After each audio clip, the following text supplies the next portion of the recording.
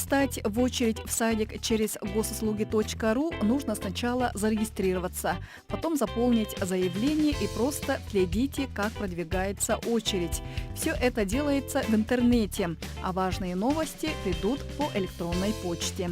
Заявление через госуслуги имеет ту же силу, что и поход в управление образования. 17 мая 2018 года услуга записи в детский сад в городе Якутске была полностью переведена в электронный вид.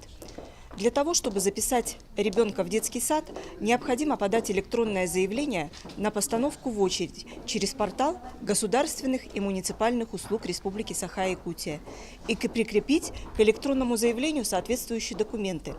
Если по каким-то причинам не удалось прикрепить к электронному заявлению документы, необходимо предоставить копии этих документов в отдел дошкольного образования.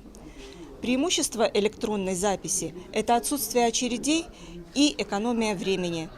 Поэтому, уважаемые граждане, пользуйтесь государственными услугами. Это очень просто и удобно. Для того, чтобы встать в очередь в детский сад через госуслуги, шаг первый.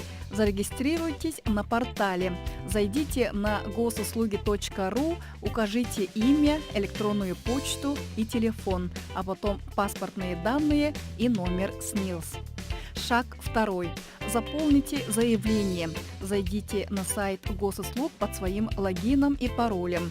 Выберите «Запись в детский сад».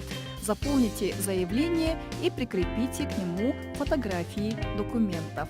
И шаг третий. Проверяйте статус заявления раз в полгода-год. Заходите на сайт госуслуг и смотрите, как продвигается очередь. Но не волнуйтесь, важные новости вы точно не пропустите. Их присылают письмом по электронной почте. Чтобы не остаться без места, занимайте очередь заранее. Идеально, как только получите свидетельство о рождении.